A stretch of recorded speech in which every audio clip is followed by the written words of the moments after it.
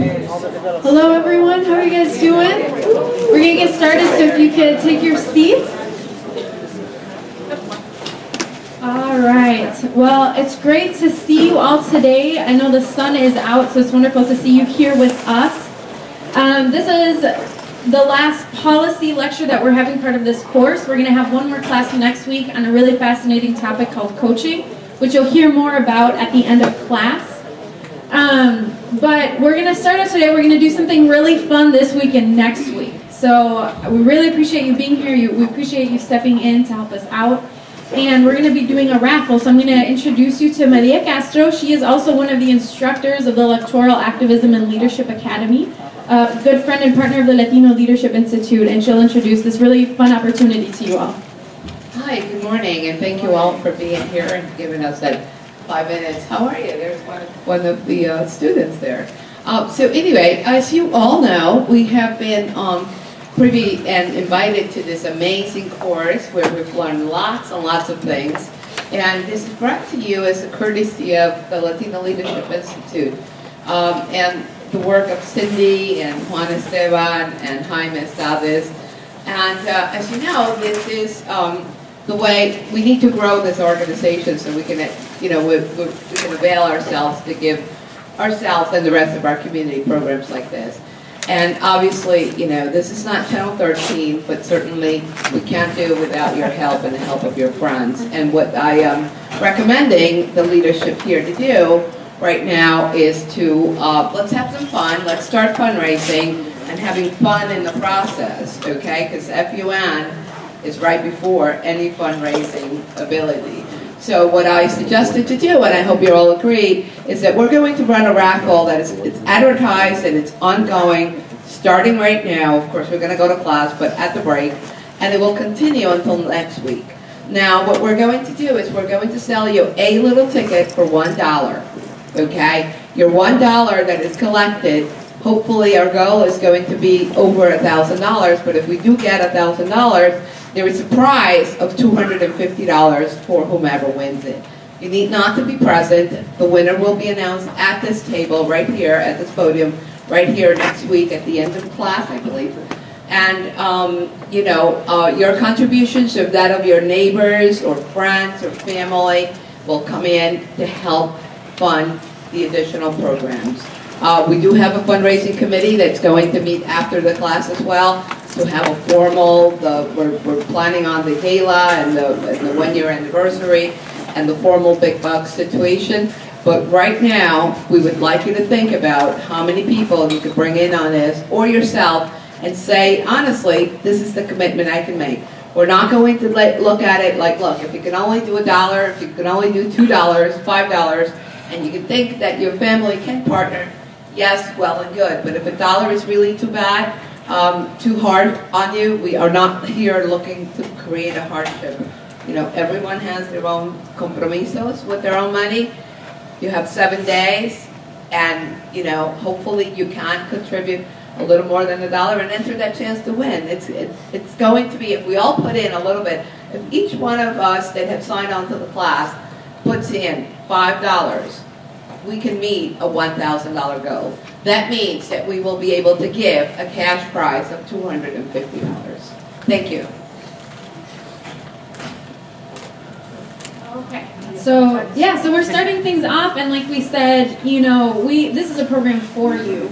We'd love your participation in making this grow, because everything that comes out of here, you all have access to as students. You're our focus. You will have access to everything we do in the future, everything. And so, for those of you who are like, I want to participate with my time, like we said, the meeting today, we'd really have a lot of room for volunteer participation, and we'd also love for you to join in that way as we continue to join in with you in the future. Okay, are y'all doing okay? Yeah. A little quiet?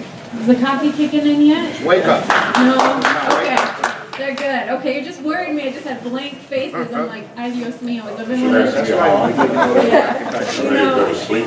I agree. I'm a social worker by training, so I'm like concerned about everybody's well-being. But okay, before, without further ado, let me introduce today's lecturer, Dr. David Lopez, a longtime and very dear friend of the Latino Leadership Institute. Recently, He has partnered with us as a consultant with Aspida of New York. We've been developing a program with them, with Aspida of New York, and the high school students. We're wanting to do some civic engagement projects, and Dr. Lopez has been so crucial as he has a long time history in educational advocacy. That means I'm old. That means he's wise. Your words, not mine. That means he's wise. That's the translation. So it's a great pleasure to have you here with us today, and on such an important topic that is so relevant. So without further ado, let's enjoy this and have a great time. Thank you. Thank you, Cindy. Good morning. Everybody is awake, right? Okay. As Cindy indicated, my name is David Lopez. A little personal background. I was born and raised in East Harlem, in the corner houses between Park and Madison Avenue. So I know East Harlem pretty well. I started my career in East Harlem. I was the former chairperson of the Borinquen Health Center. I also participated in the development of Taino Towers. I say that because my master's in social work is in community organization and development. And I've always had a keen interest in moving forward our community and in developing strategies that positively impact on the lives of our children and families. I have a doctorate in urban education, and my dissertation looked at the relationship between local public schools and voluntary child care agencies around the education of children in foster care. I felt that once a child got into the foster care system, the agency was able to provide educational resources to that child that natural families did not have the money to invest in. And I wanted to look at the relationship and how those monies could be transferred into preventive services as opposed to providing services once a child had been separated from their family. I'm a former executive deputy administrator of the Human Resources Administration in New York City. I have been a consultant to Daniel International. I've traveled all over the country, evaluating close to 200 Head Start programs across the country, including Hawaii and Alaska. I'm currently, as Cindy mentioned, a consultant to Aspida of New York, and I have my own firm, and I've been working closely with a variety of Head Start programs across the city, getting them ready to be evaluated by the federal government. Okay. One of the things I wanted to mention, which impacts directly on this lecture, I was involved with Aspida around the Aspida consent decree. Does anybody know what that is? Okay, so we have one person in the back that knows about the Aspida consent decree.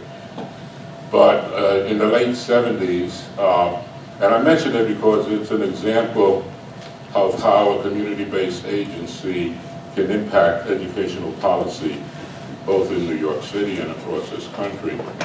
I would invite you to Google the Aspida consent decree when you get home on your computers so that you can get a sense of what impact that had on the bilingual education in this country. At that time, Aspida felt that the Board of Education was not providing bilingual services to Latino children, primarily at that time Puerto Rican children in New York City. As a result, they joined with the Puerto Rican Legal Defense and Education Fund and sued the Board of Education in the city of New York. As a result of that, the judge developed what's called the Aspida consent decree, which mandated that the New York City Board of Education develop a process for hiring bilingual teachers, and it was the first time that Latino teachers entered that system in large numbers. Now, I don't want to get too crazy because Latino teachers only make up at this point 14% of all the teachers in the New York City public school system. So we still have a long way to go. Having said that, let me talk a little about what the purpose. I struggled a lot trying to figure out how to make this presentation. I didn't want to make it an academic presentation on the public policy process, although I do think that a lot of you should spend some time studying the policy process and how you can impact it with respect to any issues that you might have with respect to education. So these 2 hours are designed to provide a stronger understanding of how to impact the public policy process, because we are at the beginning of a new administration in the city. I felt that, we have a new mayor who says he's progressive, and who says his highest priority is early childhood education. And that's never been the highest priority of any mayor in this city.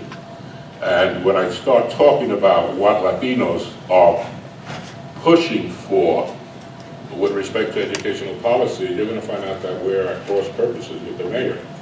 A lot of the stuff that we're projecting has to do with college access, graduating from high school, that type of stuff. And we have a mayor who's saying, I'm going to focus on early childhood education. What happens to 4-year-olds? What happens to kids from 0 to 3? Which is not a focus that we've had for many years. I mean, when you go talk to these educational conferences, we're talking about college access, college retention, how can we improve a lot for English language learners, but very few people talk about early childhood education. So I decided to talk about that. And we need to understand and respond to the broad range of educational initiatives by supporting and or developing policies that impact positively on Latino families. This is the agenda. I'm going to try to focus on trends that can affect educational policy, primarily Latinos, the framework, which is the public policy process. I decided to structure universal pre-K, early learn, charter schools, and Common Core curriculum into a format that, for the purposes of this discussion, fits the public policy process so that you can begin to understand how educational policy is developed in this city. That previous one, these were government initiatives, so I decided also to talk about Latino initiatives in what Latinos are talking about in early education, about English language learners, around turning around failing schools and building strong communities, schools, after-school support, reforming administrative process for specialized high schools and gifted and talented programs, higher education, adult education, parent and community engagement, reforming admission process for specialized high schools and gifted and talented programs, higher education, adult education, and parent and community engagement. Don't change that. I did what I was not supposed to do, which was, okay, we're going to need help. This start is okay. All right. Okay, so in talking about trends, I broke them down in what I call statistical trends that you should know about. Now, there are a whole bunch of data that has been developed around the education of Latino children. I just felt that there were 2 important trends that you should know about with respect to this discussion. According to the Department of Education's audited register, in the 2002-12 school year, there were 392, 131 Latino students enrolled in the city's public schools, representing 41% of the total. Latinos are by far the highest segment of the New York City school population at this time. So Latinos represent 41% of all the students in public schools in this city. You would think then that educational policy initiatives would focus a little bit on what's going on with these kids in the public school system. But as you move along as we move along in this discussion, you're going to see that it's going to be a tough road to get anybody to listen to the needs of Latino students in New York City. Okay?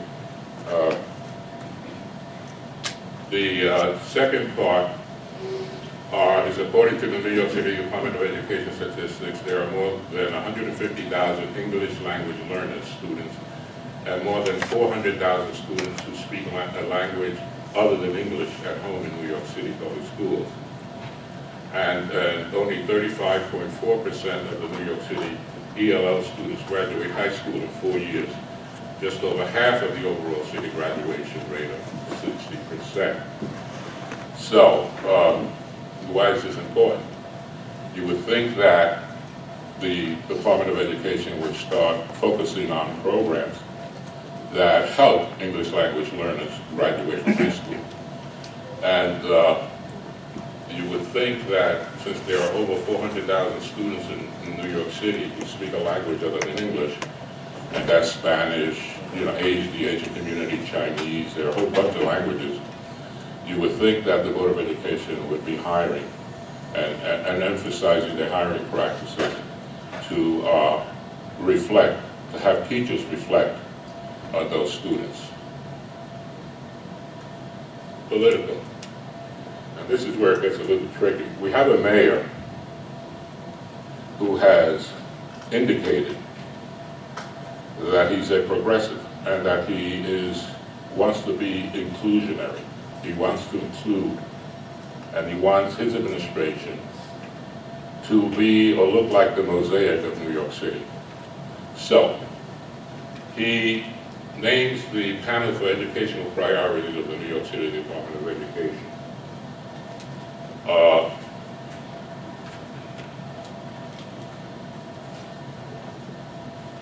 And what happens?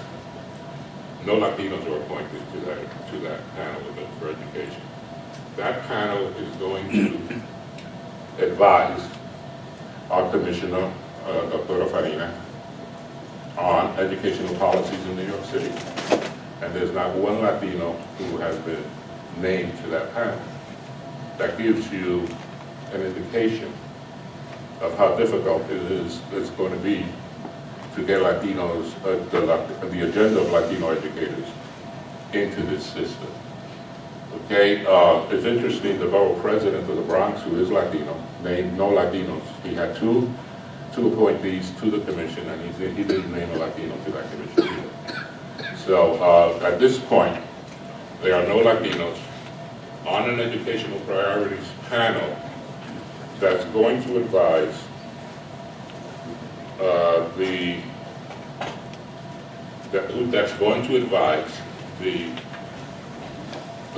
head of the Department of Education on what she should be focusing on as she moves into her tenure. Dr. Lopez, did Yeah. anyone question that decision or Well, why? let me ask you, guys are activists. Has anybody in this room sent a note to the mayor or to your borough president? The borough president of Manhattan didn't name any Latinos. She named two others. The borough you're sitting in, your borough president did not name a Latino to this educational priorities panel. The point is there's been no groundswell of public opinion. I sent a letter to her, saying that, this is unbelievable that as the borough president of Manhattan, that you did not name a Latino to the priorities panel. My understanding is that there's still 5 positions to be filled. So we're at a point where if people start pushing the mayor, send a letter to the mayor. Tell them where. And Go ahead. what's the deadline for those?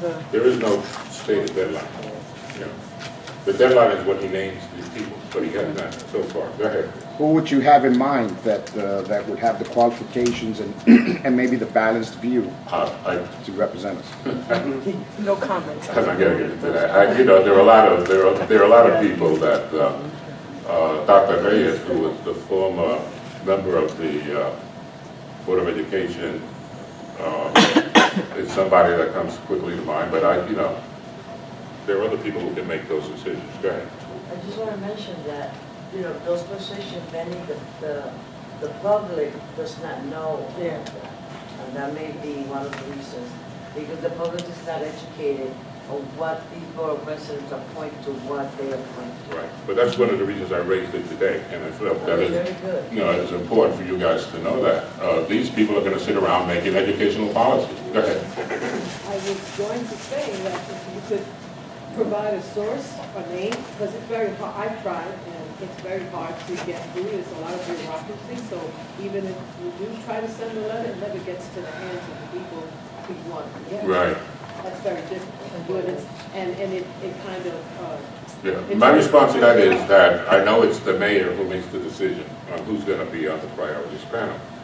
So I would write directly to him and see who in fact, who in fact responds for him. I know for a fact that, go ahead, I'm sorry. Can we do a petition? You guys can do anything. There's you power want. numbers, I'm bringing a letter this here, a up. letter there, we just do a petition and Yeah, we all I'm bringing sign. it up because I Forward think- it to friends and family. He opened Yeah. up a can of I'm bringing it up because Petition. I think it's important, it's an important issue. Absolutely. Why does somebody take a note? Petition. Let's do a petition and let's move on. But I think it's true, we have, something has to be done. Go Power ahead. numbers. So the panel clarification of priorities, that's a very centralized way to impact policy. Right. Is that going to change, or are there other venues? I'll discuss that as we move along in the presentation. Good question, okay? I'm not going to that. That was fine, I think so. How does this work, folks? Pointed at us. Okay. There it goes. Okay. Who did that? Right, what was the first one then? Right, so I repeated it. This is when you start changing these things at 9 o'clock at night. Okay, There you go. That's so the mayor announced, you guys know what UPK is, right? And you know the potential impact that has on our children and families, right? So as you know that the mayor decided that UPK was going to be one of his highest priorities, right? So he names a work group, and there was only one Latina on that work group. The group's 6 members were experts in the field of early education from both the government and the nonprofit sector. They were charged to focus on setting the framework for teacher development, securing space for the Universal Pre-K Garden Initiative, and looking at models from among the country to come up with best practices. That work group issued his report to the mayor. Have any of you read it? No. Right, so there's a report out there, you should take a note. There's a report out there from this group, this pre-K working group. The mayor used its findings and its presentation his presentation to Albany with respect to the New York City budget. So that is, that work group, I happen to know the person who I mentioned, who is on that work group, Latina, and there was a lot of difficulty in introducing Latino-related issues to the members of that work group, so that when you look at the report or its presentation, you will find very little to nothing that mentions the needs of Latino students in New York City.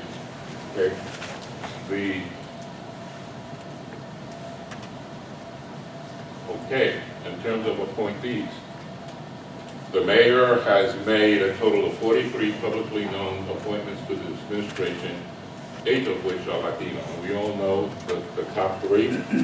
Gladys Carrion was named the Commissioner of the Administration for Children's Services.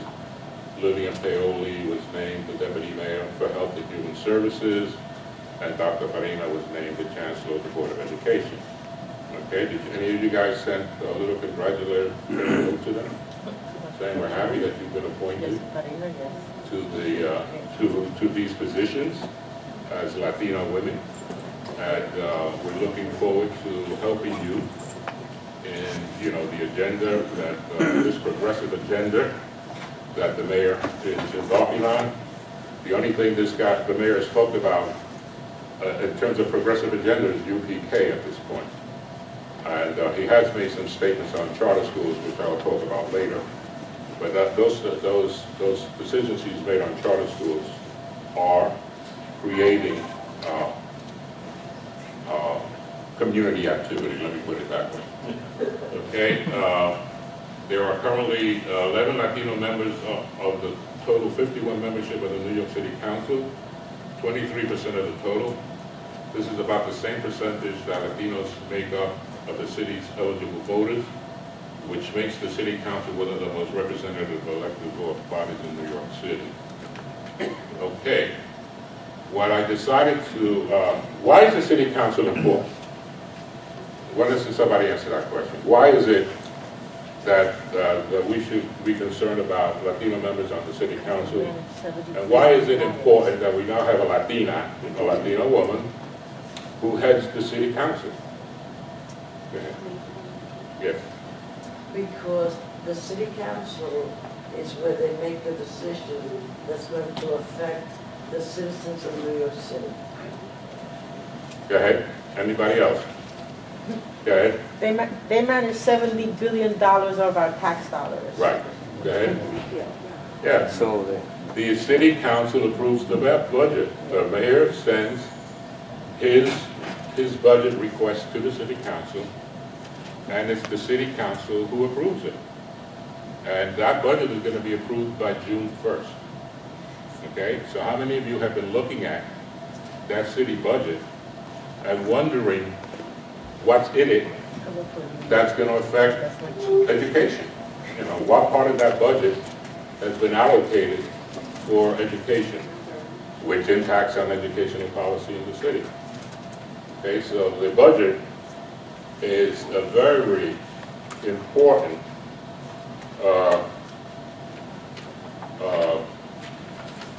instrument. Just let me say a couple of things about the City Council. The role structure in terms of the City Council. In 1989, the Supreme Court determined that what was then the Board of Estimate was also unconstitutional, promoting the city to enlarge the role of the City Council among its members from 35 to 51. So there are 51 members of this council. Seats to be elected each from their own council district. As part of this change, the council was granted full power over the municipal budget and authority over zoning, land use, and franchising. It was our former mayor in 2008 who extended the term limits for the City Council to 3 years. So you're going to have City Council members who are in office for 3 years and then who have to leave office. So there'll be an election for new City Council members. And hopefully some of them will run on a platform that talks about education and educational policy. Let me tell you what the mayor put into the budget. The mayor proposed a spending plan for the year beginning July 1st, including $70 billion. Who answered? You were right. $70 billion in annual spending. Universal full-day pre-K, pre-kindergarten, which includes $530 million for taxing the rich. It's interesting that calls for an inspector general for the New York Police Department and enforcement of the Paid Sick Leave Act. He has also set goals for investing more money in public housing, repairs and maintenance, and intends to expand services for homeless youth and cap rent contributions for HIV and AIDS clients. He proposed setting aside $1 billion for a trust fund set up by the former mayor, Bloomberg, and the City Council to pay for retiree health costs, which has been used primarily to fill budget gaps. Boost spending under the Department of Education by about $1.2 billion, bringing total state and city funding to $25.3 billion. He added $10 million to the budget of the City University of New York. Okay. He wants to increase school aid from the state. He's indicated that New York State has not kept up with its obligations to fund New York City schools. In 2015, there will be a $2.7 billion gap between the current level of state aid and the funding levels agreed upon following the Campaign for Fiscal Equity lawsuit. He's also asking the state for an additional $500 million to fund improvements to New York City public schools. He indicates that the resources will help reduce class size, provide additional teacher support in early grades, strengthen elementary Common Core academic intervention, and increase funding equity across schools so students can be treated fairly. So, I think it's important that you know that the committee chairperson for education is Latina, and also that you should be contacting her to find out what is her position on the New York City budget, and how can you mean the collective you, how can you be helpful in putting forward this progressive agenda that the mayor talks about. There is a higher education committee whose head is Cabrera, and a youth services committee whose head is Palma. So I think it's important, one, for you to understand that the New York City Council functions in committees, and that you have an opportunity. What did I do?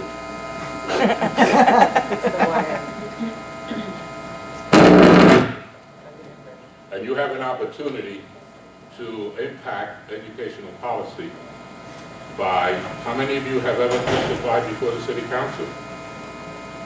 Good. How many of you have testified before the Education Committee? The Youth Services. Okay, so we have people who understand the process. Okay. Good.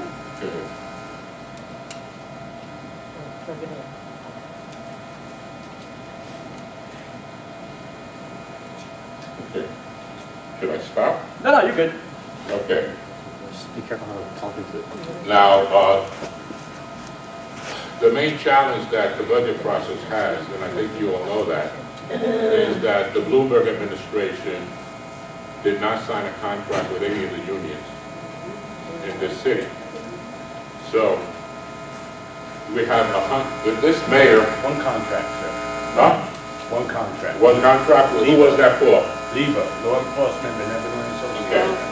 So the data says that there are 150 municipal unions that have no contracts. So I'll say 149. So the mayor is now having to deal with 149 unions in developing contracts for them.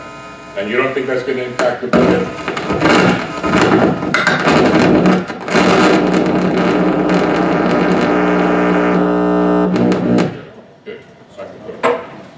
Thank you very much. So you don't think that's going to impact the budget?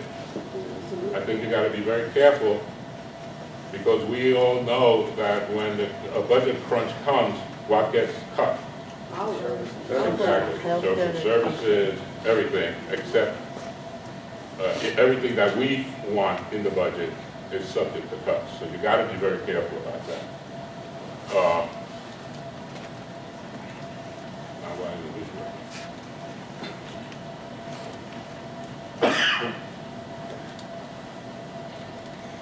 Okay, this is turning out to be a nightmare. I need help. You try in the other direction again? Okay. Okay. Trent. Somebody was interested in the Common Core curriculum. I was going to put that as a policy issue, but I think it's something that we should be discussing as a trend. Does anybody know when the Common Core standards were introduced and at what level? Go ahead. 2012. Right. No, but the Common Core standards go back to at least 2010. Yes. It had to do with an effort to change the way education is delivered in this country. Total change. If anything that's going to affect educational policy is that change. Okay? And all of you should be aware that there's something out there called the Common Core.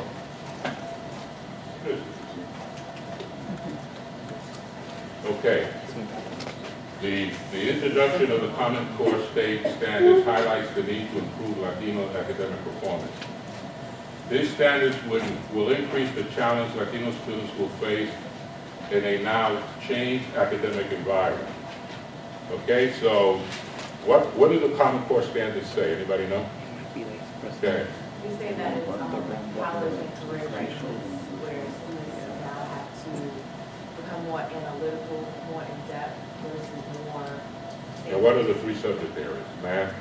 ELA. Okay. So that's going to represent a challenge, especially to our EEL students who don't have bilingual teachers in the classroom to help them navigate the system.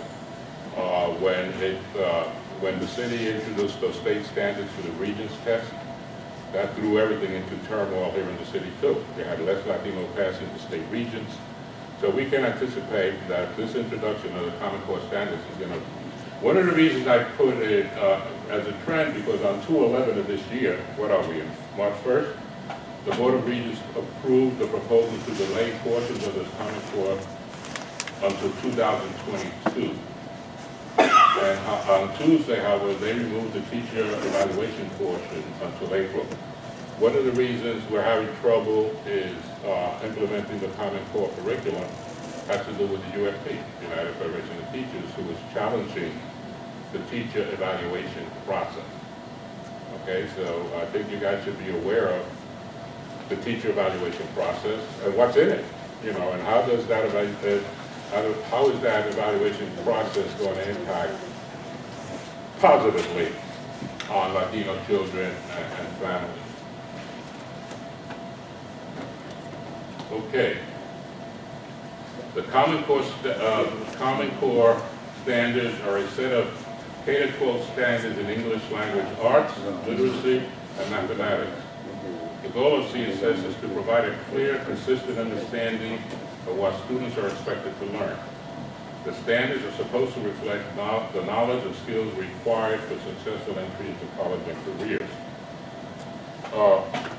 One of the problems with the Common Core, and one of the reasons it's been delayed,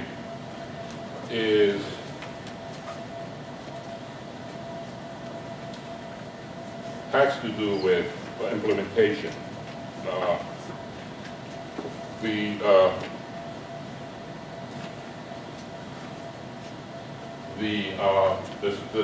The state started implementing Common Core standards, but there was a hue and cry from a lot of schools and teachers because they were moving too fast. They were evaluating people on Common Core standard outcomes, but not providing the teachers with the materials that they needed to teach students so that they could excel. Go ahead.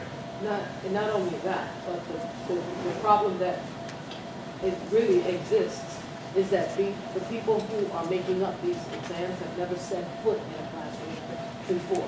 They don't understand the needs, not only of the BLL population, they just don't understand the needs, period. And they want to use a more sophisticated system because they want to propel our students forward, prepare. But it is, in fact, college. Some of these things the teachers themselves didn't understand. So how can you propose to teach students when it's difficult for the teachers themselves? I know, I experienced it. And it's ridiculous what's going on. And so they're pushing something that nobody's prepared for. Has there been any? Go ahead. No, I was going to say, should we have a discussion also on the one-size-fits-all approach for all students? Because not everybody learns the same as well. A lot of students learn visually, other students learn different ways. But if we constantly have a one-size-fits-all approach for all students, how do we expect different students to excel? In Norway, they have like different classes and different things for different students according to how they learn. I feel like the one-size-fits-all approach is not going to work. Right. And who should you be having that discussion with? I'm saying it as a joke. It's not a joke. The Board of Regents is the one who's implementing this. So why aren't we having that discussion with the board? Because I agree with you. But you could argue within math. Yeah. Well, okay. Go ahead. I'm a teacher. I've been teaching for almost 25 years, children and adults, and I gave a presentation on multiple intelligences at my daughter's school. There's something called the theory of multiple intelligences. It was a book published by Howard Gardner in 1993 that states that children are intelligent in different ways. So this one-size-fits-all doesn't apply to everybody. There's so much focus in this country on English and math, and what about art and music and naturalistic intelligence, etc. I agree with you, but I want you to understand that my undergraduate degree is in mathematics.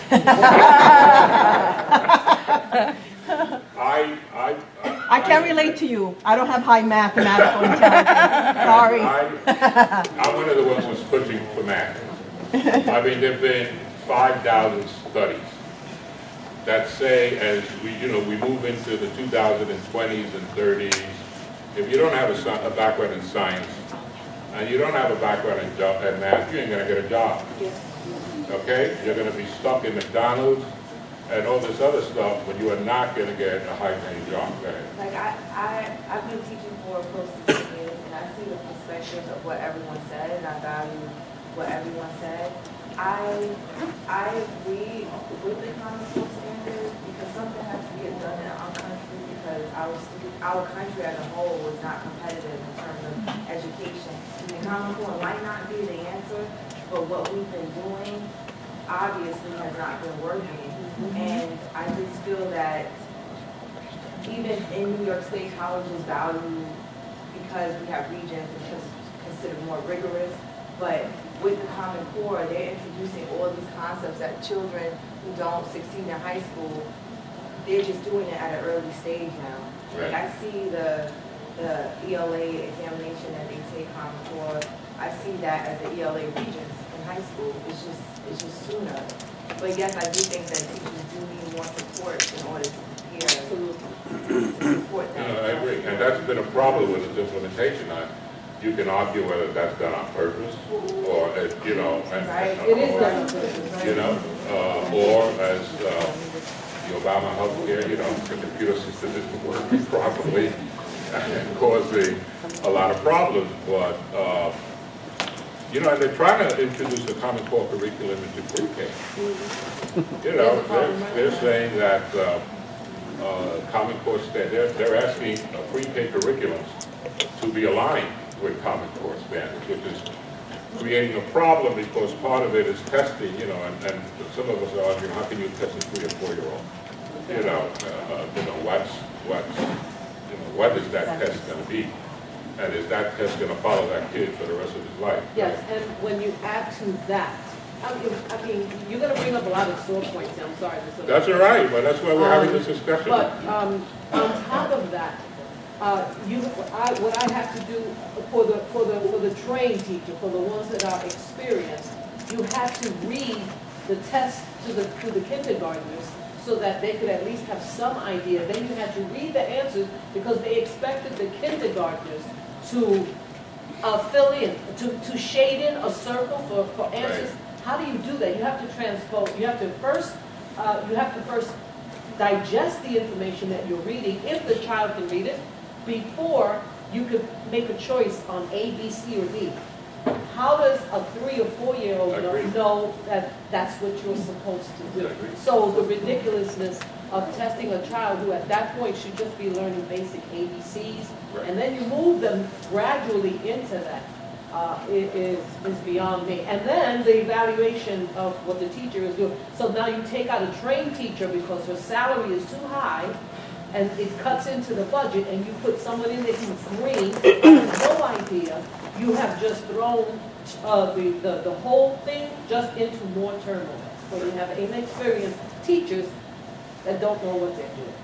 That's why I put it in trends, because with the delay, there's an opportunity to impact more on, what the Common Core standards are going to look at in New York State. Go ahead. To that point, given that the Common Core and much of education is driven by the Board of Regents, what role do we play in addressing that? Like, how do you roll that up? It's one thing to talk about affecting policy at the Department of Education level, but we're talking state, where's the play on advocacy in that sense? Who are our Latino representatives to the Dr. state? Betty Rosa.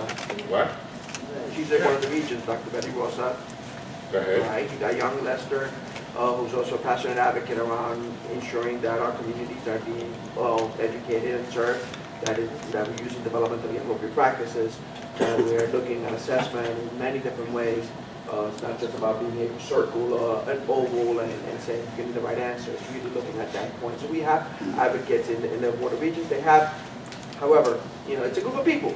So how do you get along, or how do you know how to dance together? In the Education Committee, both in the State Senate and the State Assembly, they have 20 to 22 members each, and the overwhelming number of them are our legislators in the Education Committee. So you have Kathy Nolan in Queens, and she's the chair of the Education Committee for the State Assembly. So, and then Andrew Lanza, who's a Republican, but he's Staten Island, he's the chair of the Education for the Senate.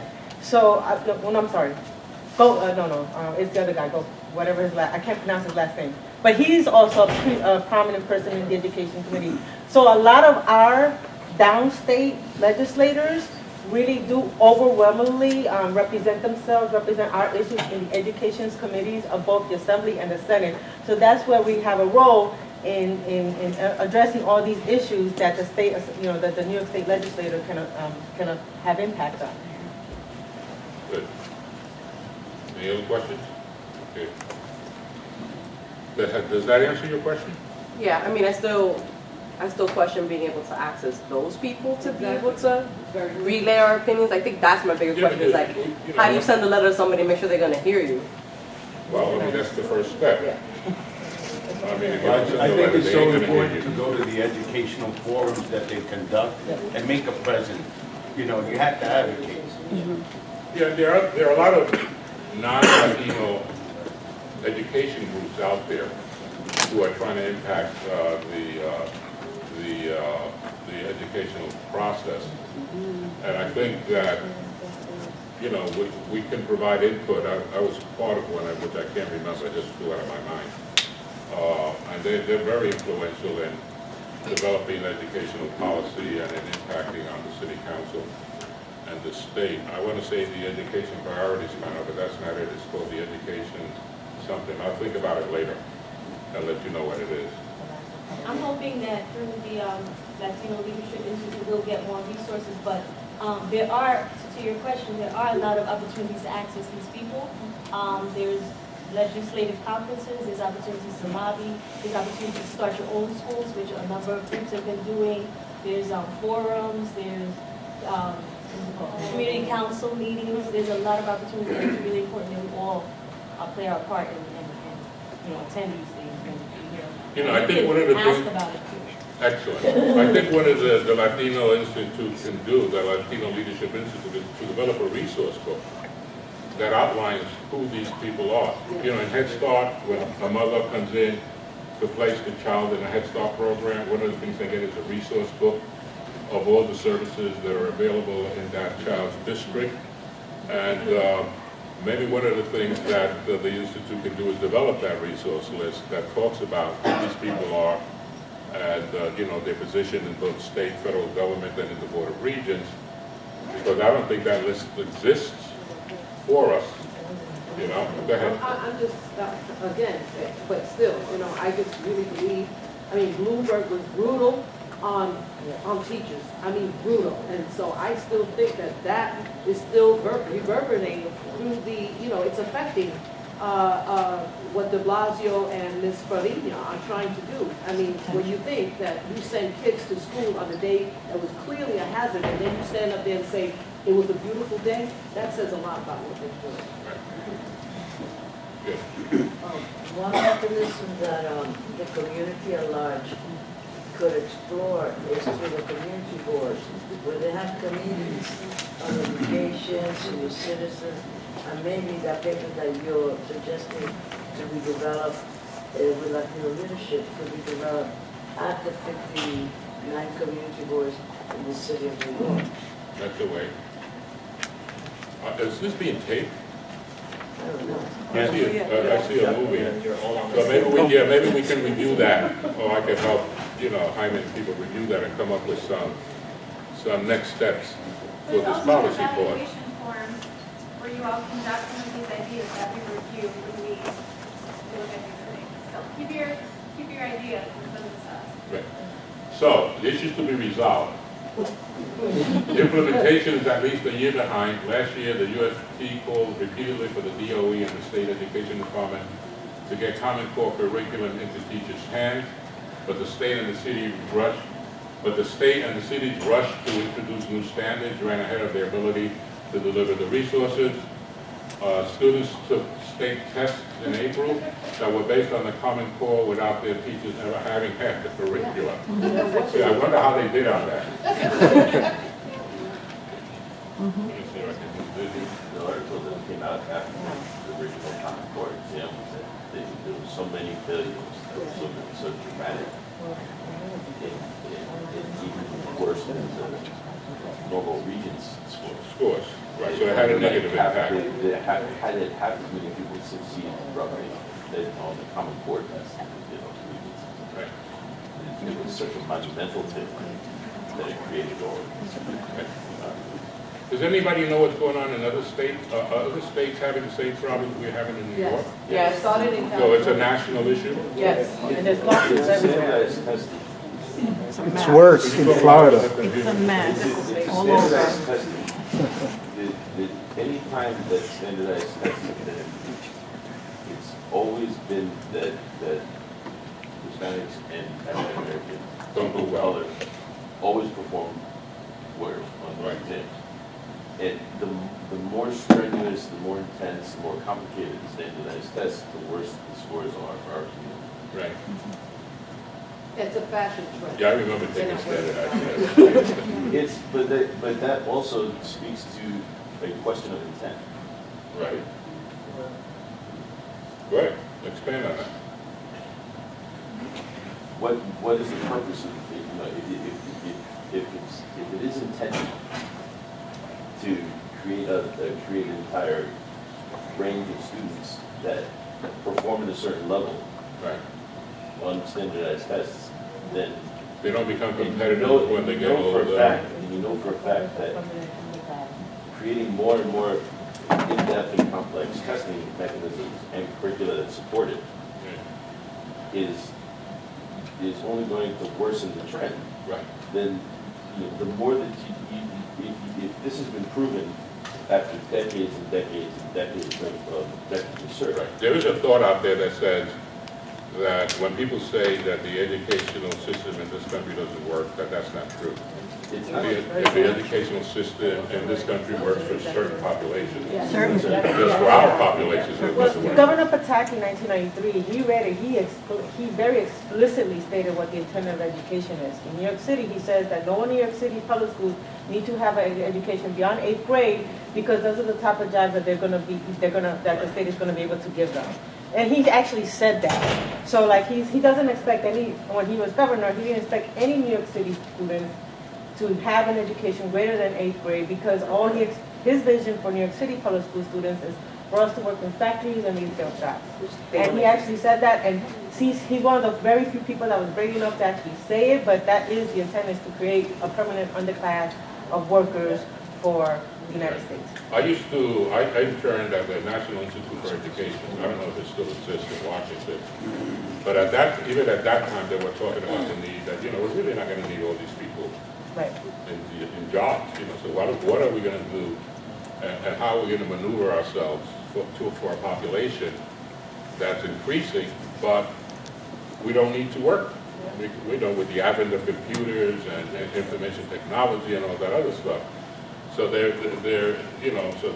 issues have been debated for years. And I think you're seeing some of the outcomes with somebody like Pataki saying that we really don't need, we don't need to educate these people. Yeah, and I'd just like to also add to that the fact that what they've done in most of the schools, especially in the South Bronx where I was teaching, is that they have effectively disassembled a lot of the bilingual programs that were in the schools, and they put it towards other programs that they felt were more important. Give me the dollars. Yes, and they've taken Latino teachers who do speak the native language, and that was an important, a crucial component in teaching a child who was not proficient in English how to speak English using their native language. They've taken them out. They've sent people who do not speak any Spanish at all, gave them a few classes, and you've heard Mayor Bloomberg's Spanish. Okay? Well, you've also heard the Blasio. They put in the class to teach our students native language. How do you do that? Right. But the issue is, how is Fanina going to deal with that? I'm sure she's aware of these issues. She was a principal and a district superintendent, so if anybody knows what these issues are, it's her. The issue is, what is she going to do about it? And how are we going to help her? You know, the part of the problem with this presentation is that it's 2 months into the de Blasio administration. I mean, they haven't sat down even to think about any of these. They haven't had a chance to even think about these policies, dealing with the snowstorm and dealing with everything else.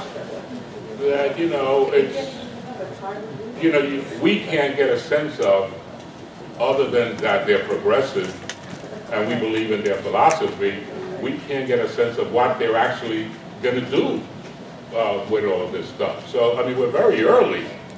It's a plus and a minus. It's a negative for me because I can't talk specifically about what they're going to do in terms of educational policy, but it's a plus because it's so new. You know, this is only 8 weeks into this administration that, you know, everything is up in the air and everything is up for grabs. And there's only 4 months left in the year. So Right. figure when And you know, and what are we doing about the budget? I mean, because the budget is going to drive a lot of the stuff. You know, if you don't have the money, you can't do it. You know, so what's in the budget that's going to help us? Go ahead. I was going to ask you, in your presentation, are you going to discuss children who are homeschooled? Because what I'm starting to notice is, when you look on the news, when you read the newspaper, we have kids who are 17 graduating college, getting accepted to law school. I feel like we need to understand that, you know, we've been disadvantaged, we've been marginalized, we've been asking the system to help us that doesn't want to help us. So I feel like we need to look at other alternatives, like homeschool, because I feel like the education system sets limitations on kids. They do. We got some brilliant children. There's been a lot of debate about homeschools too. What are the limitations that homeschools set up on here? They don't socialize. You know, they don't meet other colleagues and stuff. You know, there are pluses and minuses. No, this presentation is not going to focus on homeschooling as a you know, educational policy issue, but it's something that should be looked at. I mean, what you guys should be concerned about is that they're pushing, right? No, not charter school. They're pushing to add another year to high school, a 13th year of high school, okay? There are already models out there. I think you guys know El Puente. You know El Puente in Brooklyn? They're pushing for, you know, they have, I think they developed a model where they keep the kids in high school for another year. And are saying that that year is necessary because of the issues you raised. You know, kids aren't learning anything, and they're trying to use that extra year to get kids ready to go to college. Yes, and you know, and what do you feel? How do you guys feel about that? Go ahead. Time in the failed system is not going to create a greater outcome. Well, you know, that is one of the policies Latinos are pushing now. Okay, when I get to the Latino initiative, go ahead. My best friend went to El Puente, and she loved it. I mean, but this was so many years ago.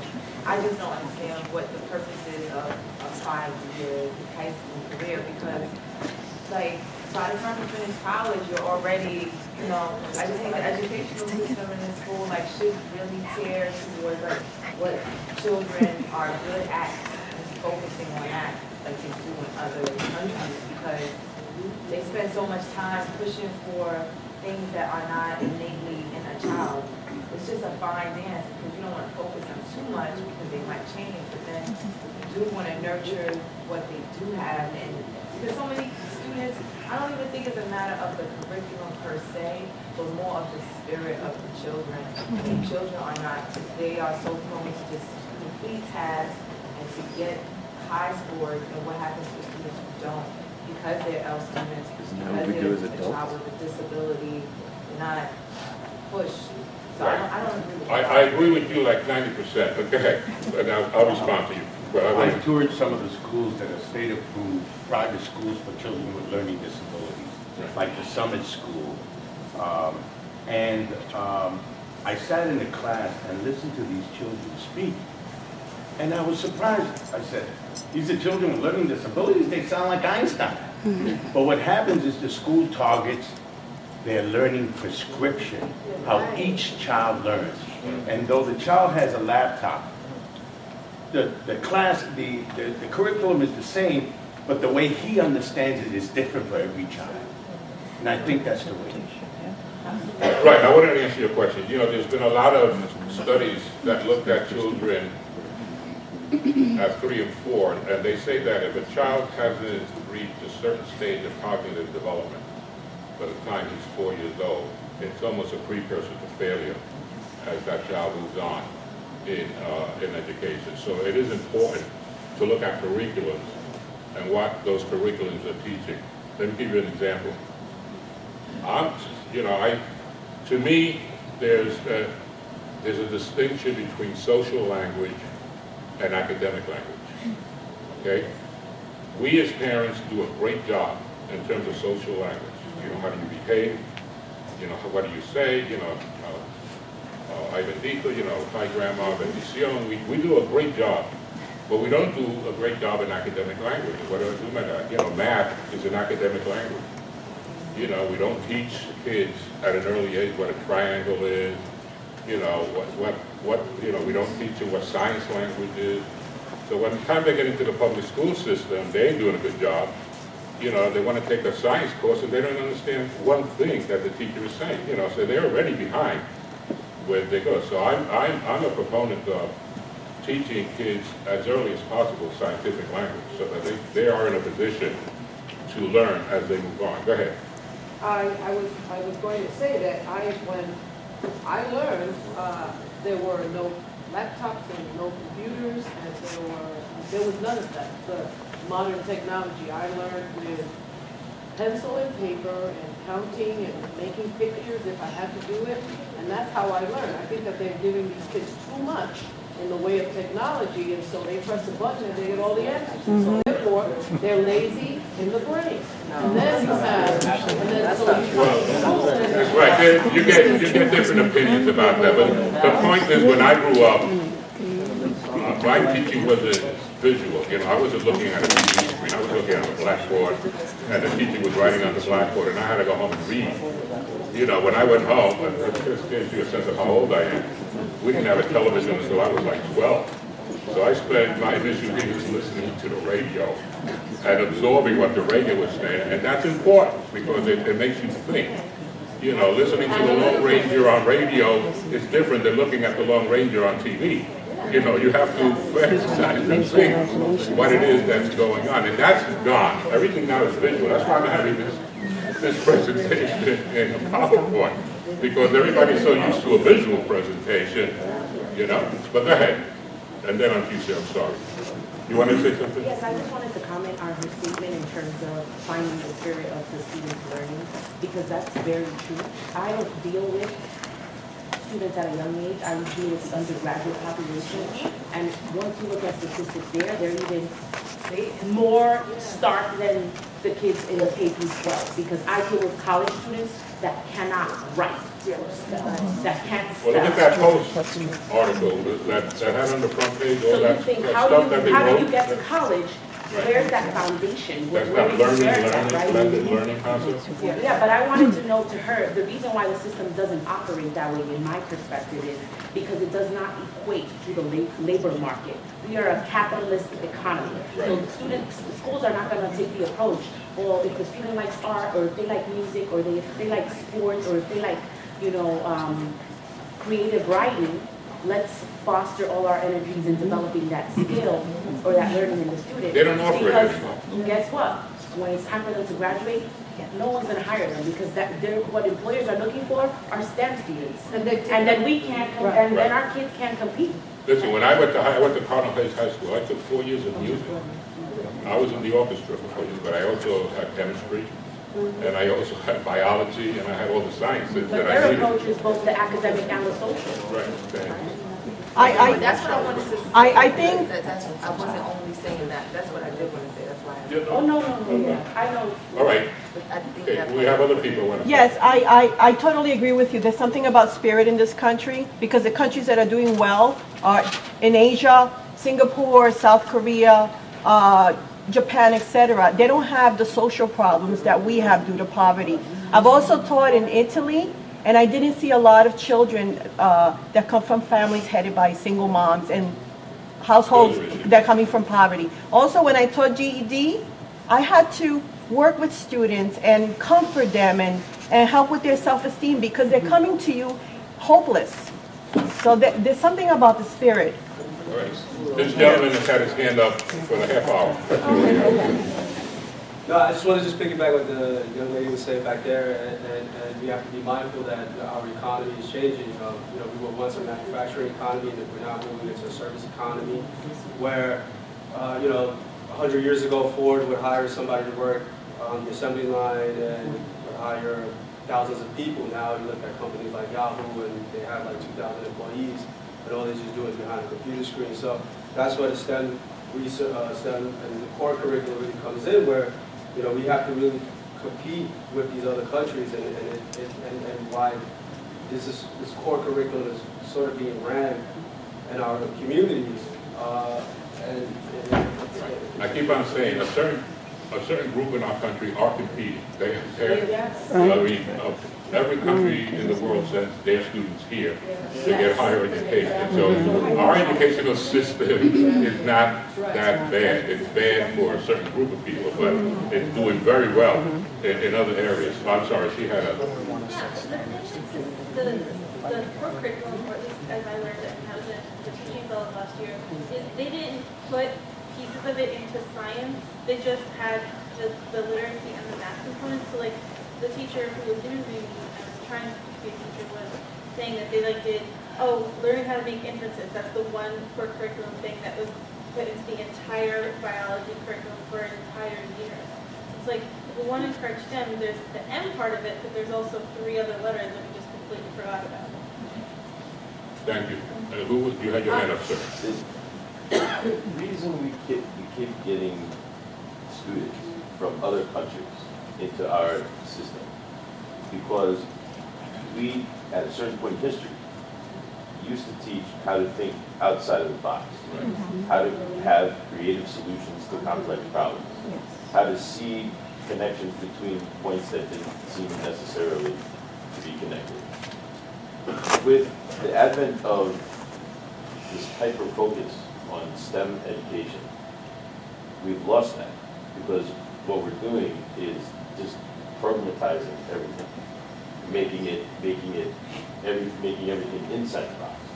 And it's actually been that's actually been an entire line of reporting in the educational literature, in that we're losing that entire facility. Right. I'm going to just say I agree with you 100%. There have been studies, liberal arts. People used to think it was a joke. You go to college and get a liberal arts degree. Now they're finding out in the long term that liberal arts students do better economically than people who are focused on specific, listen, when I went to the big picture thing. When I went to was doing my doctoral degree, it's all can you conceptualize, as opposed to just rote and stuff like that, Toward that end that you just said, Mr. Lopez, liberal arts, I think is crucial because it actually addresses topics and things that are, you should be able to teach your children things in the classroom that they can actually use outside of the classroom. What's happening is this core curriculum is scripted. They're telling the teacher what to teach, and if you deviate just a little bit because you say they want you to group your kids, okay, according to whatever their level may be. If you go outside of that, for instance, I was teaching fractions and I tried to use oranges and apples because I figured that in doing so, not only are they getting a visual, but afterwards the kids got to taste it. They remembered the fact that, okay, I remember I ate 2 oranges, 2 pieces of this. They were able to remember, well, I got written up for doing that. I was wrong. Even though the kids got the concept of the fractions of what I was trying to teach them, they said no, because it wasn't the script what they gave me to teach. And I think that that's ridiculous. This is not a show that we're putting on. These are kids whose minds we're molding, and they're going to take that with them forever. So, I mean, all they're looking at is what's scripted. It's a play, what they want you to do. A play. Put on a play. Never mind that they're not gonna learn. It just looks good when they take the test and the scores at the end of the year. Thank you. Visual learners This need gentleman that. had a question. I always visual learners. understood Common Core to be a standard recommended by the federal government, not a dictatorial prescription on how and what to do, but I could have been wrong.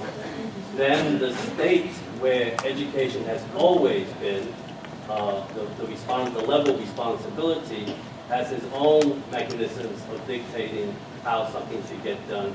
And at the city level, there's another further prescription that goes into it. And then at the school level, it's the principal and then the teacher. So that the Common Core does not exclude other courses or other subjects. And that's the privilege of the individual schools to make that decision. I think the problem was and is implementation. I don't think we should be against Common Core. I think we should be embracing it, figuring out how to work towards it, how to apply the resources, the timeline, and how to get political support to ensure that our kids are really competing with the rest of the world. Yes, and I think in general, this group agrees with you. I think that by raising issues in Common Core doesn't mean you don't want Common Core. It just means that if you're going to implement it, there are a whole bunch of issues that affect the implementation of Common Core that has to be clarified and has to be put out front so people understand what it is that they're going to be doing there. Yes, in a free market society, entities are forced to compete to provide better services and better products and better prices. Wouldn't it be better to get the government out of the way and promote the private sector, to provide these services, and then for poor people, give them vouchers so they can, and then give them vouchers to the parents so they can select the best for their children? Wouldn't it be better? I don't know. What do you guys think? I'm against vouchers, so. Yeah, this is why we're here. I'm sorry, I can't do well. There is no free market. That's a myth. I think We haven't had that's- a free market ever in this country. That's an educational policy that's being debated. I think that, I don't know if the issues relate to rest, but I don't see too many people implementing a voucher system in schools across this country. Am I wrong? Yeah. But if the schools compete among each other, of course they're going to be providing better services and better prices. No, it's how the funds are being distributed. Still will be uneven distribution. We won't have more resources.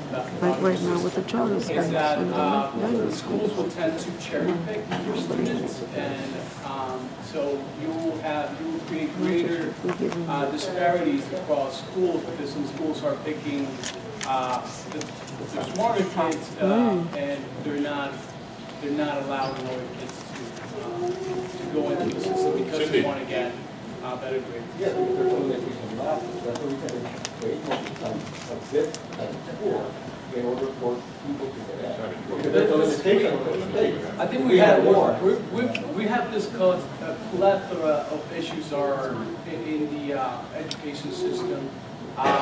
Vouchers is like one of them, and I've heard multiple things. My area of expertise is more developmental education. I study, as I'm a researcher, and I study developmental education. And there is a lot of research that says that there's a lot of kids that are coming to school ill-prepared to take on the materials because they haven't developed the competencies to absorb the material, like phonological awareness, understanding. Cognitive development. Cognitive development. Right. But I'm talking about more specifically, like phonological awareness is like relating what sounds relate to words, and that helps children develop their reading skill. Then there are issues about, there's a lot of kids, especially in this community in New York City, who come from other countries. So they learn how to read and they learn language differently. So even within developmental education, there are a lot of issues that we can discuss. And I'm glad that we've moved back to focusing on the core standards because we will spend all day on this. But with the And we core can't, standards. because I have to move on. With the core standards and what the teachers I work with, the main issues, and I think that all the teachers here would agree with me, if they want liberty to do what they know how to do, that's teaching, that's adapting to the different groups that they get, because every year there's a different group. And I think that the core standards, it doesn't necessarily limit them in that respect, but it sort of like creates this environment where you have to like teach this first and sort of like take care of this first, and there's a lot of testing involved, and they spend a lot of time in testing, and so they have the paras teaching who are not as prepared as they are for the testing. So there's a lot of, you know, There are a lot of issues. a lot of things. Okay, let's move on. In terms of the core, teachers were to have the materials on the first day of school this September. Student test scores dropped last year in part because teachers were never provided with a curriculum that matched the new and more difficult Common Core learning standards. I think we discussed that in the UNP. The president, Mulgrew, said that the DOE promised that these materials would be in the teachers' hands by now, meaning this term, but teachers all over the system are telling us that they still don't have all the supplies they need to teach the Common Core. Is that correct? Yes. That's true. Now, okay, I think we discussed there is a push to include 4-year-olds in the Common Core universe and to test them. Many individuals question whether 4-year-olds should be tested at that age. The new evaluation, the evaluation was taken out of the implementation at this point, and that the new evaluation system will measure teachers' skills in delivering Common Core curriculum and factor in their students' growth on Common Core, and sort of leaves out some of the stuff you were talking about in terms of how you approach education. Okay, I try to frame the discussion on UPK, Early Learn, and UPK, Early Learn, and charter schools into a framework that would make a little sense to you as you're sitting here listening to this. There are generally 3 key elements involved in the process of creating public policy: the problem, the player, and the policy. The problem is the issue that needs to be addressed. The player is the individual or group that is influential in informing a plan to address the problem in question. The policy is the finalized course of action decided upon by the government. I think we touched on, all of this stuff can be broken down a little further, and I'm not going to spend too much time on it, other than when you're talking about the player, some of the literature says that typically the general public will make the government aware of an issue through writing, letters, and emails, or making phone calls to local government leaders. The issue is then brought forward during government meetings, and the process for creating new policies begin. Consequently, the decided policy is implemented during the final stage. In most cases, once public policies are in place, they are widely open to interpretation by non-governmental players, including those in the private sector. Implied within this model is the fact that the needs of society are a priority for the players involved in the policy-making process. Also, it is believed that the government will follow through on all decisions made by the final policy. Unfortunately, the final outcome of the process, as well as its implementation, is therefore not as effective as that which could result from a purely rational process. Overall, however, the public policy continues to be a vital tool in addressing concerns. How many of you are taking public policy courses discussing the public policy process? Okay. Huh? Or have an R. Okay. So you guys know what in general, what the public policy process entails? Those 3 steps. Okay. Now what?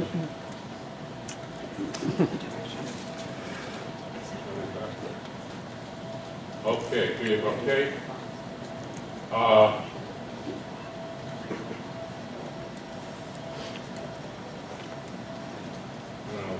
Hit it again. Hit it again? Click it again. Okay. It is important to note that those who frame the issue to be addressed by policy often exert an enormous amount of influence over the entire process. through lobbyists, their personalities, personal interests, and political affiliations. How many of you know that there is a Latino lobbying firm? How many? Okay, what is the name of that firm? Miranda. It's Miranda Associates. Miranda. Right, and what's the name? And this guy, And how many of you have used them to, it's not just a Moran Lopez. right, and how many of you have used them to move forward your initiative? What were they? And how successful have they been? Very. Zero? No, very. Well, somebody said zero. Okay. You know, they charge money, right? Yeah. You know, it's not free. They're lobbyists like anybody else. What were the names? Go ahead. Miranda Associates. Yeah, and you have this other guy, Go ahead, say it. Antonio Burgos. Antonio Burgos. Antonio Burgos is on the broker downtown. The money machine. Well, at least we have them. Right, what's the lobbyist in Washington? It's the National Casa de la Casa. They do a lot of lobbying. Right. But reportedly for everybody in this country. Okay. Okay. Thomas R. Dye, a political scientist from Lincoln Center on Public Services, has written about public policy for 30 years. He posits that in the U.S., an oligarchy sets the agenda for public policy based on the interests of the top social, economic, military elites from the top down.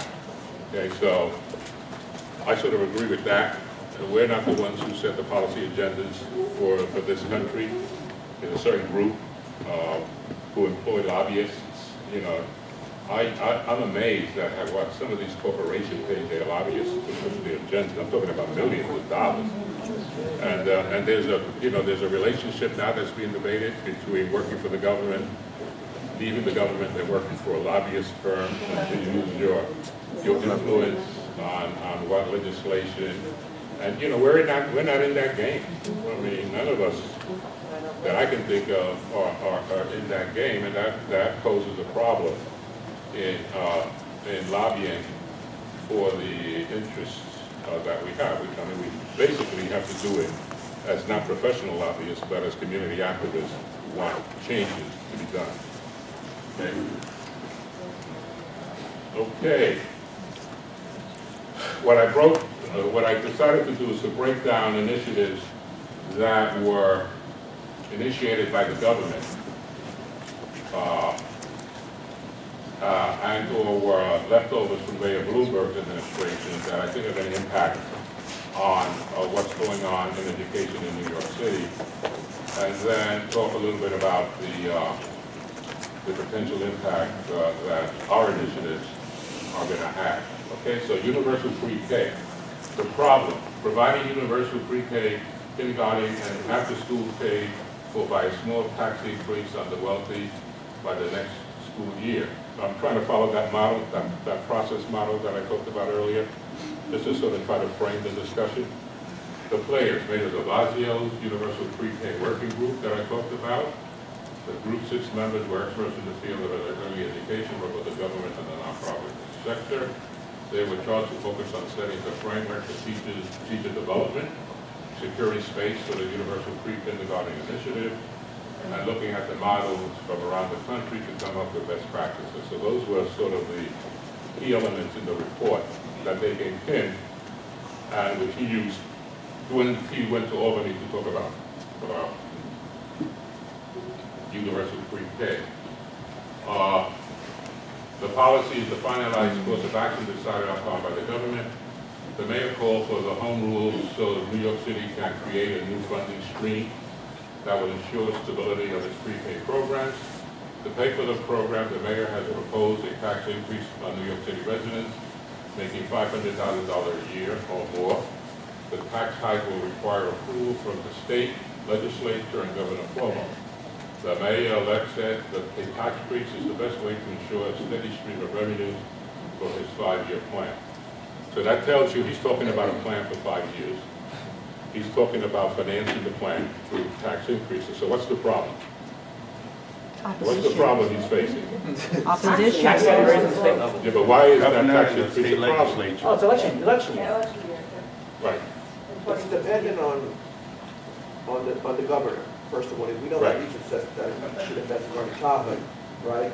And the mayor's committed to it, and he's depending on a pot of money that really is not there. And then you have counter options that the governor is putting in place in terms of we'll write you a blank check, which means it's not going to be enough. So there's a lot of issues involved around this. You know, and in New York City itself, we have a very fragmented early childhood education system within the office of ACS, DOE.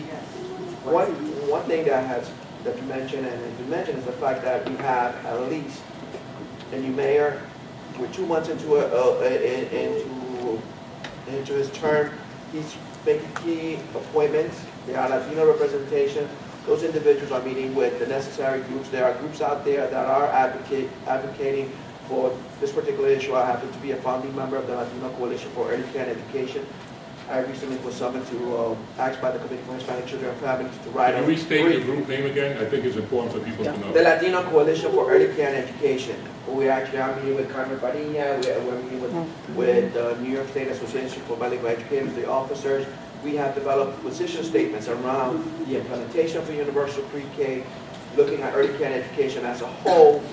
There's a point that you put out in your presentation at the beginning, which is parent-family engagement. We look at parent-family community engagement, which I think is an overlying issue across all of these past Saturdays, is how do we engage our community, how do we inform.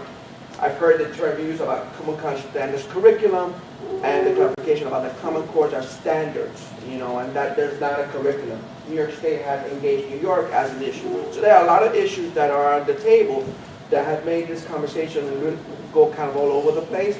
But when we're looking at universal pre-K, we're looking at even teacher preparation program, which has not even brought up as a point of discussion. So we're going to implement this, right? School systems are going to say, hey, wait, we're going to create jobs. There's another way of creating jobs. We're going to take a teacher who has been working 20 years in the 5th grade classroom, who may have not have received ongoing professional development around their early years, and we're going to put them down in a pre-K classroom. So there are a tremendous amount of issues that we don't even have the time to discuss that advocates are addressing. And then, you know, Cindy, I'm going to email you a couple of reports that we share with the group that really elaborates more on some of these issues. But really, I think that being informed about just early childhood education as a whole in New York City, it's something that is important, because adding another grade of high school is not going to solve the problem. We have to start early. You know, we have to involve parents. We have to educate and inform our families. We have to look at our demographics in terms of, you know, who comprises our student population, and how do we support parents in that piece. The panel for education policy with Dr. Luis Reyes, being a good candidate to represent our issues, it would be great.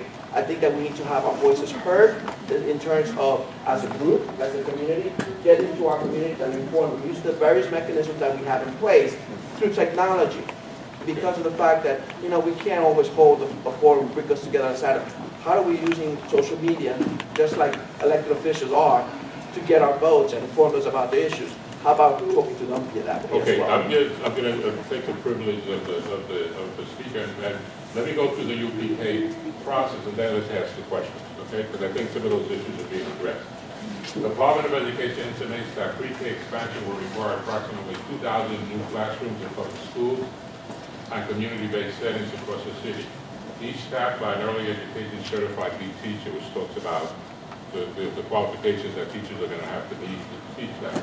They have identified nearly 4,000 classrooms potentially available within public school buildings, with additional space likely available in community-based organizations that currently serve the majority of children in pre-K. Additional space likely available means they haven't done a study, and they don't really know how much space are going to be available in community-based organizations. Okay, features include read for every child regardless of income. Head Start, because, you know, a lot of these programs that are existing now have income criteria. So it's free for every child regardless of income. ensuring recruitment and retention of high-quality UPAP teachers with early childhood certification, classroom ratios of 18 children to 2 adults, typically a lead teacher and a teaching assistant. Classes may go up to 20 students with an additional adult. Basing all instruction and professional development on state pre-K learning standards, known as the New York State Pre-Kindergarten Foundation for the Common Core. Additional support for children whose primary language is not English. DOE quality assurance infrastructure for coaches, evaluation and research. Increased family support in high-need areas. Okay, so it sounds like a panacea. It sounds like everything we've been waiting for. The issue is implementation. You know, it's too early in the game to see where they are with all of this stuff. But just let me say that every administration, the Cuomo administration now, the Pataki administration, who are our former governors? Who are the last 4 governors? Pataki, Cuomo, Patterson. Who? Patterson and Spitzer. They all have promised to fully fund pre-K. And not one of them has done it. So we have a historical president to deal with. All of these guys have promised early childhood education is a priority. We're going to do as much as we can, and none of them have done basically anything for that, okay? Now, there are some hidden issues that I wanted to bring to your attention. The OECE, don't ask me what that means, administers the New York State, that's in the Department of Education, administers the New York State Universal Pre-Garden programs for students turning 4 years of age by December 31st of the academic year. This is the key thing. Program can be half-day or full-day and are available at public elementary schools and community-based organizations. One of the hidden issues is that the majority of the public school system, of the schools in the system, only offer half-day. They can offer, you know, I was stunned to know that they could, in fact, offer full-day pre-K, but are only offering half-day. So what does that mean? Our parents have to rush and find out where else are they going to, you know, I know one parent who's paying a private school gobs of money to take care of him after the pre-K experience. And one of the hidden issues is that the city has been fully funded to have all-day programs, but are using that half-day that they're not supporting kids in the school they're using that money to support the system, they're using it for everything else that they're, except for that. And what they're doing is hoping that there are some schools that offer, that's the other thing, there are some very limited public schools that offer full day. And some of them are using HRA vouchers for that second half day to support the program.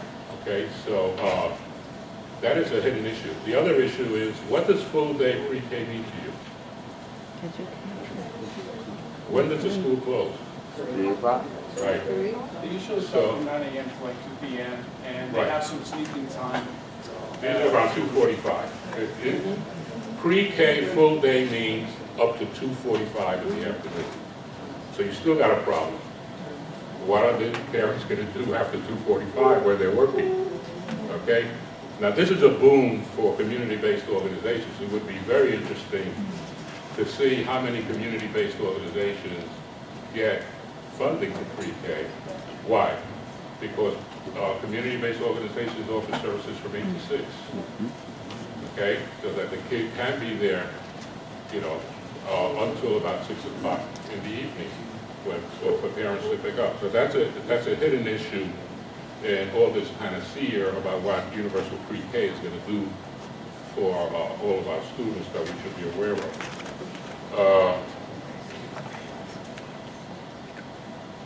Okay. The other thing is that most of the community-based agencies are run through ACS.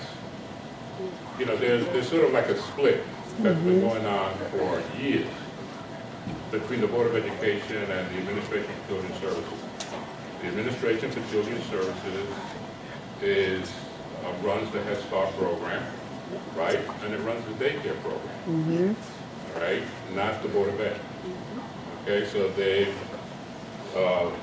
ACS agencies have a sliding fee scale, all right? So that you can be poor, but if you make over a certain amount of dollars, everybody knows the federal guidelines, poverty guidelines, it says a family of four should make $5,000, you know, $25,000 a year.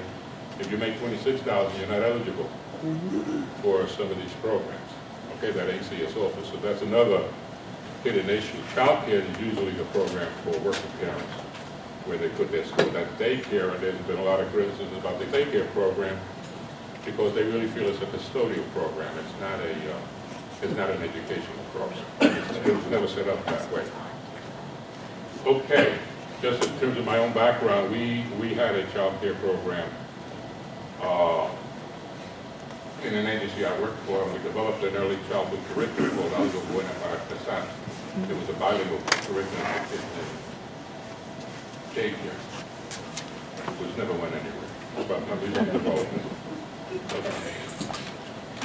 All right. Now, early learn. How many of you know about what early learn is?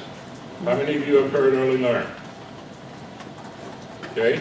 Early learn is having an incredible impact on the education of children in our community. Okay. Early learn is a Bloomberg administration. Early Learn New York City is the Administration for Children's Services contracted early care and education system. It serves approximately 42,000 children through center-based care and home-based care settings. Early Learn New York plays a critical role in delivering the city's comprehensive community-based early care and educational services, and it utilizes multiple funding sources. Okay, so Early Learn is an initiative that's going to have and educational consequences. It's a policy issue that you should be aware of. Okay, the problems with Early Learn. Basically, they're implementation problems. They have a web enrollment system, WES. The Early Learn premise is that contractors are reimbursed based on the number of children enrolled. There are significant operational gaps with the WES system. It does not count infants and toddlers, and timing snafus at the resource area that prevent children and families from being enrolled or continuing care in a timely and seamless fashion. How many of you know about the Head Start? What do you know about the Head Start program in New York City?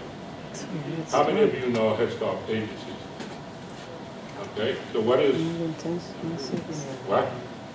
Early Learn was an initiative to blend Head Start with daycare, to take all of that money and pool it, okay? And they developed a request for proposal for agencies to compete for early learn dollars, okay? 50% of the money went to agencies that competed for Head Start programs exclusively. 30% went to agencies that combined Head Start with child care, okay, and 20% went to agencies that just had child care as their premise. And practically Go ahead. went to the kids who were supposed to be there. Go ahead, say that loud. I'm just saying that it doesn't, you're not even thinking about the kids. Right. You're worried about all these people who want a piece of the pie, Right. and then the kids are not being there. And you also have to count that the kids that are in the neighborhood, very few of those, you know, you put up all these qualifications, all these stipulations.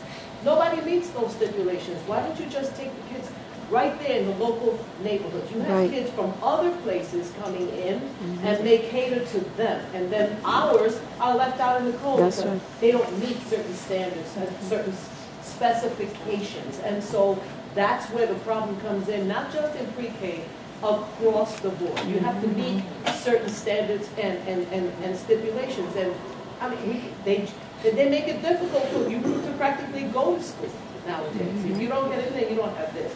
And you need about 15 different documents to prove that. And nobody in our neighborhoods has that. So somebody comes from another country and boom, there they go. Yeah. But it's not that. Right, the point I wanted to make in the RFP process, which I think went by a lot of us as activists, was that a lot of Latino agencies closed. A lot of Latino Head Start programs were not able to compete in the RFP process.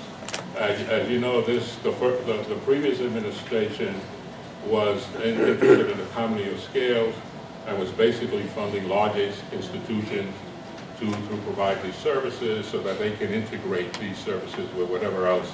An institution that had a health center could apply for this grant, and and they would have an advantage because the kids in the Head Start program automatically were seen at the health center. So there were a lot of what I call shenanigans in developing of the RFP that made a lot of our agencies close. I mean, there was one right here on 119th Street, I think, in one of the housing projects. They didn't even compete. They didn't have the resources. And if you look, I provided training through the Daycare Council for agencies to compete for the RFP, through the RFP. And a lot of agencies just threw out their hands and they said it's so complicated. There was one Head Start program that was functioning for almost 20 years. They decided not to compete. And the program closed or went to somebody else. Go ahead. Yes. The program, I actually recently learned that, and I'm a mom, so it's like now it's like you have to pay attention to this from the second that you're expecting a child, because if you start looking at a year before, you're behind the curve. Yep. Because opportunities are just, wait lists are from here to God knows where. That's right. The program's been around since 65, and its statistics show that it's supposed to be an early type, it's early programming to address some of these issues that de Blasio's pre-K universal program is supposed to, help or improve. Right. But it hasn't even helped in 40 plus years. It hasn't even serviced 40% of the population that it's supposed to. Particularly because what you said, they put processes in place so that community that had Head Start programs in the African American and the Latino community couldn't compete. So guess what happens? They don't have the resources and they have to shut down.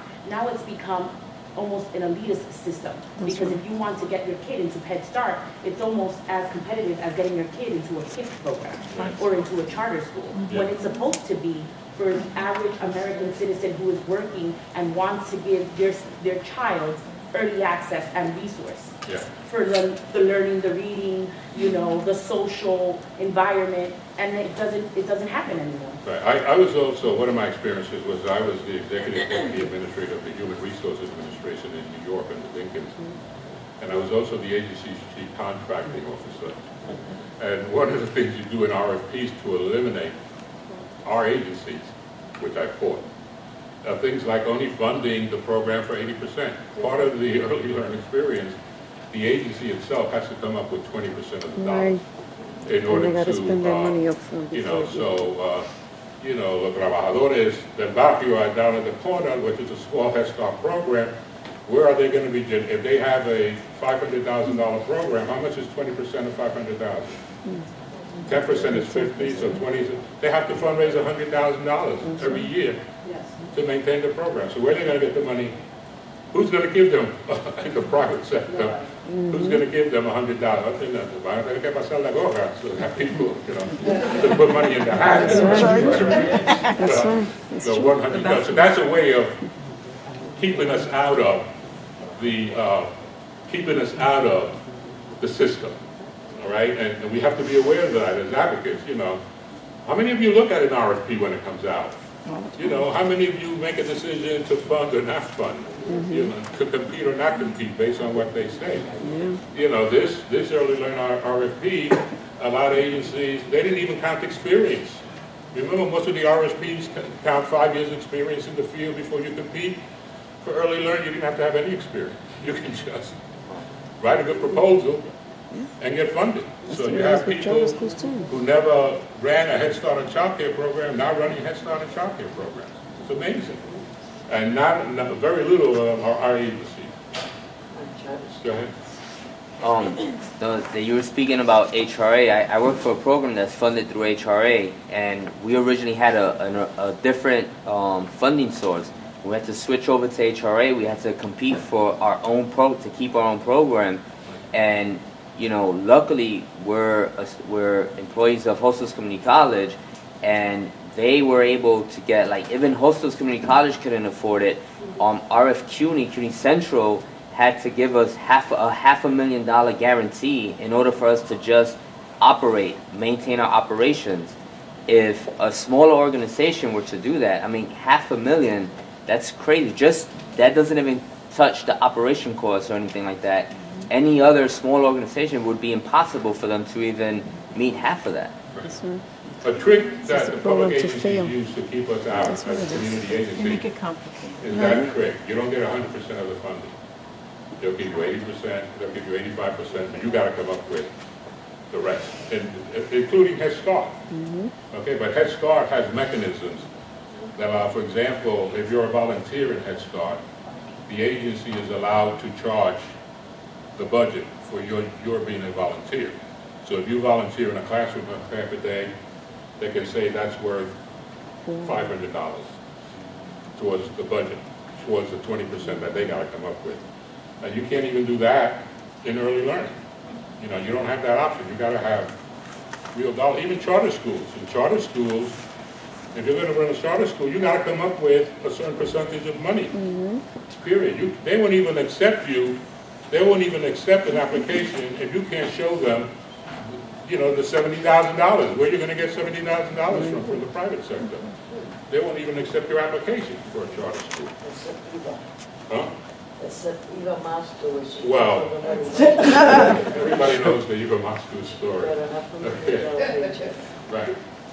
Many providers were ill-prepared and or did not fully comprehend the expectations connected with the Head Start Performance Standard. Does everybody know what a Head Start Performance Standard is? Right. I agree with you. Head Start, from my perspective, is the best domestic program this country has ever produced. And we should be fighting to keep it going. As you know, a certain party in the national government wants to cut and is completely always trying to cut Head Start, but we have a president whose wife likes Head Start and he likes Head Start. So he's been in a position to protect the Head Start program for the last 4 or 5 years.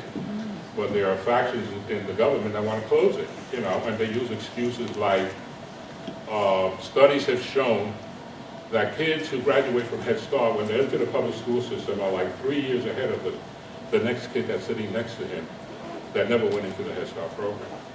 So, and what happens is that in 3 or 4 or 5 years, sitting with kids who are not as advanced as you and not being taught, sitting there learning what you already learned, they lose that advantage. So they're using that as an excuse to cut the Head Start program. They say, so why are we funding? They may be 3 years ahead when they start, their first grade, but by the time they reach the 5th grade, they've fallen back and are at the same level as other students. So the answer to that is there have been studies that show that kids who have gone through the Head Start experience are 90% more likely to graduate from high school than kids who have not gone through the Head Start experience. But that just means that we got to look at the system and see how we can. That just means that parents have to be more involved in the education of their children. In terms when the kid comes home and says, the teacher complains that the kid is running around the classroom and not listening to anything, and the mother says it's because they already taught him this in Head Start. What is she going to do in terms of her teaching her kid when he gets home to keep him more interested in the educational process? Okay, a performance standard. Head Start has 1,350 performance standards, which means that if you accept the Head Start dollar, you have to meet all those standards. Doesn't mean that you're going to be evaluated on 1,350 performance standards. You go berserk. But it does mean that there are certain things that criteria you have to meet, and one of them has to do with the curriculum. You have to have a curriculum that's been certified. A lot of agencies in the city use what they call the creative curriculum. And you have to have a curriculum in place. And in terms of the early childhood state mandated core standards, that curriculum now has to be aligned to meet the state standards. Head Start, many providers will live prepared, okay. For agencies that have both Head Start and child care contracts, preparation for Head Start mandates is questionable. ACH provided very little or no technical assistance support to these agencies, with effective compliance with assessment outcomes. Data analysis of child progress, creating a system that is not uniform or synchronized with the early learned goals. Where have you heard stuff like that before? Not synchronized. And okay, but this is something you guys should be aware of and advocating for. I mean, you all should be advocating for Head Start as a program that tries to meet the needs of our kids in early childhood. The critical component that Head Start has is it has a social service component. It has trained social workers who work with parents around the education of the kids. One of the goals of Head Start is to move families out of poverty. So you have a heavy social service component that works with parents. If they need a GED, they refer them for a GED training. If they need a job, they try to get them work, all of that stuff. Okay?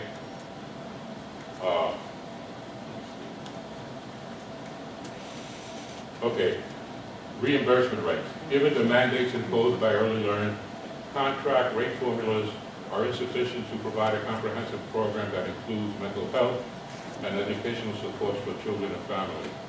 Compounding the problem and impact on the contractors are, one, required in-kind contractor contributions, which I talked about, and two, the imposed health care allocations with the city pulling out of the central insurance program.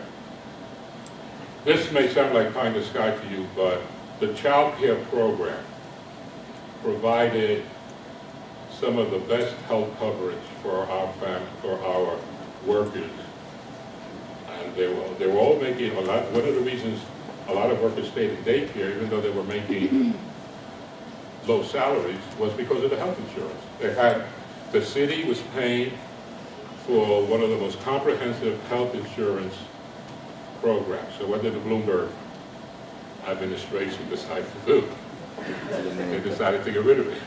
They decided we ain't going to pay anymore for workers in child care programs health insurance coverage. So who's going to pay it? Well, we have an Early Learn RFP. Those contractors that apply for Early Learn, they're going to have to pay the health insurance for their workers. Okay? So that puts another onerous burden on anybody who wants to compete for a contract, because they're now going to have to cover health insurance. And that health insurance is not going to be as comprehensive as it was when these people were working for the city. Okay? I mean, these are educational policy issues. It affects who's going to be teaching these kids. You know? Okay, salary parity. Child care providers are expected to comply with Head Start performance standards, yet significant gaps occur within the salaries of respective staff. The compensation system needs to be addressed as an initiative that, one, acknowledges the professionalism of its labor force, and two, recognizes the extra compliance issues with Common Core, specifically for the UPA classrooms. And the mandates are with two oversights, namely ACS and DOE. You got to think of, oh my God. I'm sorry, folks. You got to think of a birthday cake with two layers, right?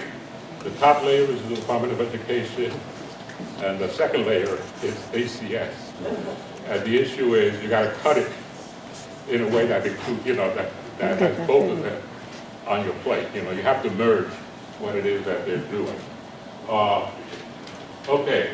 Players are ACS in partnership with the city's Department of Education, the Department of Youth and Community Development, and the Department of Health and Mental Hygiene, informing a plan to address the problems in question. The policy is the finalized course of action decided for the government still in development. For example,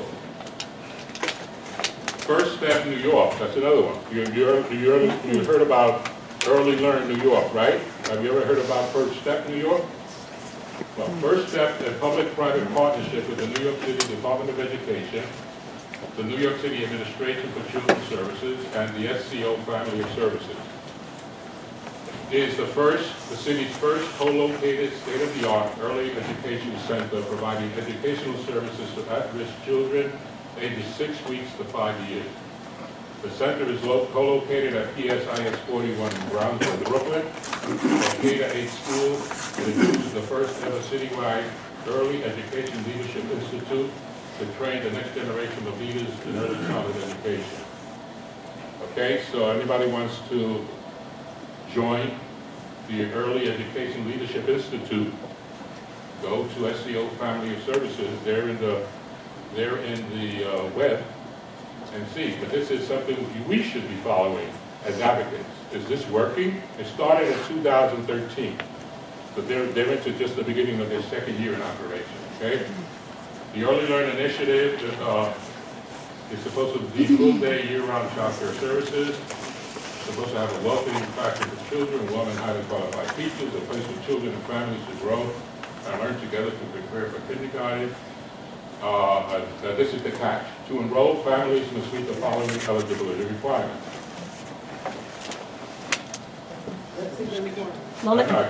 The list. Children must be 6 weeks to 4 years old. Income guidelines must be met. Priority is given to siblings of children already enrolled in PS 141, IS 141, and children of siblings of children currently enrolled in an SEO program. Working and non-working families may be eligible. So you got to look at what those income guidelines are. If they're usually the federal poverty guidelines, then a lot of people are not going to be able to qualify. Well, that's the problem right Because there. You see? That's the problem right there, the Yeah. exclusivity of these programs. We're not really addressing the people who live here. That's Right. not for the people who live here. And there's only one ballroom. Agreed. Who's going to take their kid all the way to Brooklyn? So the Hyman's But going to yeah. kill me. Charter school. Problem. The problem, charter. Privately run schools funded with public money. That's a problem right there. Grew exclusively during Mayor Bloomberg's administration. His policy to hand them classrooms, these agencies, libraries, and cafeterias that have belonged to district schools pitted parent against parent. Mayor de Blasio vowed to review capital funding, charge rent to charter schools and public school buildings, and to deny permission for more charter schools to